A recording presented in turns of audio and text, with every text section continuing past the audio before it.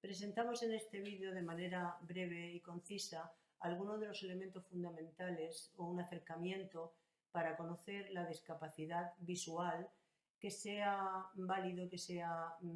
práctico para los profesores, maestros que están en una aula ordinaria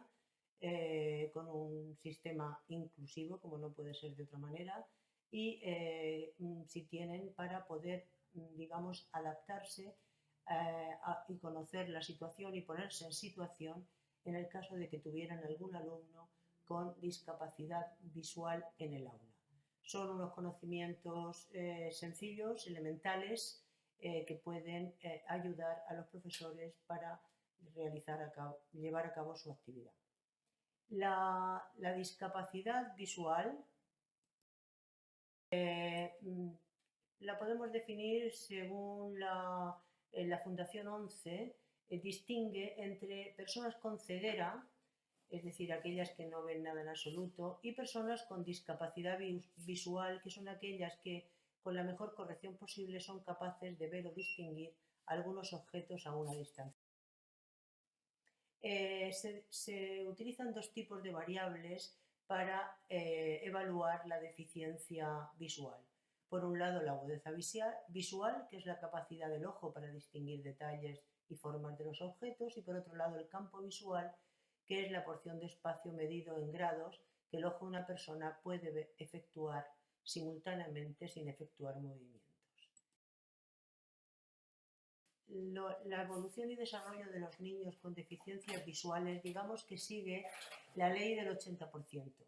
El 80% de los conocimientos se adquieren a través de percepciones visuales y, claro, lógicamente la percepción visual sirve de estímulo al 80% del comportamiento. De ahí que la visión sea un factor clave del desarrollo y la discapacidad visual un impedimento que puede afectar al desarrollo cognitivo de los niños. Sin embargo, hemos de tener bien claro que la deficiencia visual no impide el desarrollo intelectual, solamente que la persona necesitará mayor tiempo para realizar sus tareas y por tanto habrá de ser con él más flexible a la hora de planificar su aprendizaje. Hay unas estrategias de carácter general que todos los maestros y profesores de una aula inclusiva deberían tener en cuenta o deben tener en cuenta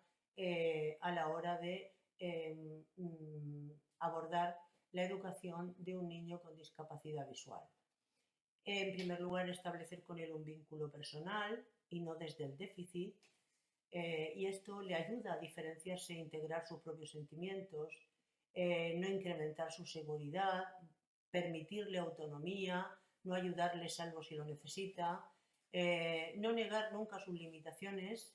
preguntarle sobre sus necesidades, saludarlo siempre identificándose. En cuanto a las orientaciones educativas, como criterios pedagógicos deberíamos tener en cuenta que el aprendizaje sea un aprendizaje activo, buscar la motivación constante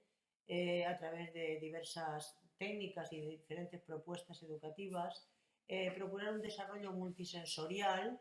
y ayudarle en la orientación y la movilidad. Y finalmente, para la programación de la actividad de aprendizaje, de enseñanza-aprendizaje, básicamente es de importancia fundamental recurrir al DUA, al diseño universal del aprendizaje, que facilita la accesibilidad y la inclusión educativa y que nos proporciona un método, digamos un planning, que nos ayuda a planificar mejor la actividad. El DUA, el principio básico del DUA es la accesibilidad, entendiendo esta en toda su extensión. Accesibilidad del centro, con espacios accesibles en patios y pasillos, refuerzo de orientaciones a través de medios acústicos, accesibilidad del aula, organizar el aula en función de la iluminación, la pizarra, el mobiliario y el material. Por ejemplo, pues es importante que la iluminación, la luz natural le entre por la parte que facilite su funcionalidad visual, que no incida sobre el lado opuesto a la mano, que uso para escribir, para evitar las sombras, y en este sentido sería muy importante ceder también, por ejemplo, en la pizarra, al utilizar la pizarra, si es posible que tuviera un ordenador portátil en su pupitre que le permitiera ver la pizarra digital, puesto que las pizarras tradicionales son mucho más opacas para sus características.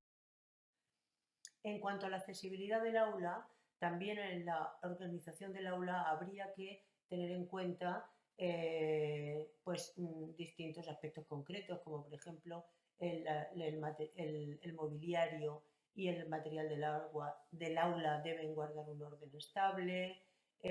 solo usarán los muebles necesarios, espacio suficiente para que el alumno organice sus materiales, ubicar adecuadamente al alumno con discapacidad visual, evitar el exceso de información, eso, verbalizar todos los detalles de cualquier situación en el centro escolar, porque muchas veces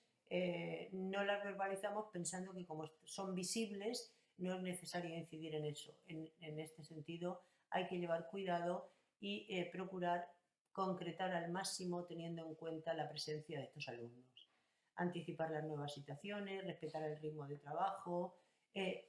utilizar si es posible en las distintas actividades el sentido olfativo o incluso el sentido gustativo,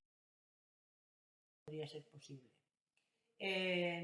Seguimos en cuanto a la orientación y la movilidad, pues puntos de referencia y puntos de información, utilizando, si necesita ayuda, dos técnicas, o bien la técnica del guía vidente, es decir, algún compañero que lo vaya acompañando, o bien si tiene bastón de apoyo, material de apoyo, pues como el bastón, pues digamos, aprender a utilizarlo para moverse por el aula y por el centro con la mayor independencia posible. Todas estas cosas también se pueden aplicar a la vida diaria, el cuidado personal, en las tareas domésticas, etc. En cuanto a los materiales, los niños con discapacidad visual necesitan tener materiales escolares adaptados a sus necesidades educativas y por tanto deben ser también accesibles para garantizar el acceso a la información. Estas adaptaciones se pueden llevar a cabo con diversos recursos como la ampliación de las letras, grabación de los contenidos o de la información para que pueda ser escuchada, utilización del sistema braille, utilizar el relieve, que es el propio sistema braille, y en otros objetos utilizar también el tacto como forma de reconocimiento de la información y también, lógicamente, los objetivos también han de ser adaptados, han de ser accesibles a este tipo de alumnado, a cualquier alumnado si quiere ser un aula inclusiva. De manera que, teniendo en cuenta los objetivos generales, estos se deben orientar siempre a desarrollar las competencias individuales del alumnado, estableciendo distintos niveles de exigencia. Ahí se ofrece un link en el que se refiere a la taxonomía de Bloom, que puede sernos muy útil para poder, digamos, redactar, enunciar concretamente los objetivos que queremos desarrollar y el nivel al que queremos desarrollarlo o podemos desarrollarlo. Accesibilidad de los contenidos, accesibilidad de las actividades, accesibilidad también a los compañeros, y en este caso el vídeo que propongo, el de YouTube de la Fundación Carlos Slim, es muy importante porque para el resto de los compañeros los acerca muy bien, y desde el punto de vista, lógicamente, con niños no puede ser de otra manera, desde el punto de vista emocional, los acerca al niño con esa discapacidad, con esas necesidades especiales. En cuanto a los recursos TIC que se pueden utilizar, bueno, las páginas web que se refieren a esto tienen una gran cantidad de recursos de todo tipo, y lo más difícil de todo es poder desentrañar en esa maraña aquellos que pueden ser más útiles en cada momento. Hay digamos, direcciones a las que nos podemos remitir, que nos ayudan a seleccionar cualquiera según las necesidades, como he dicho antes. En primer lugar, la página de conrecursos.org, que contiene un listado de recursos tecnológicos que permiten la accesibilidad de los alumnos con discapacidad visual, y desde luego la página de la Fundación ONCE, que ofrece un gran número de recursos y propuestas para el apoyo de la discapacidad visual en el aula y en las familias y en la vida diaria. Y finalmente, pues la referencia que hemos tenido en cuenta para desarrollar este vídeo.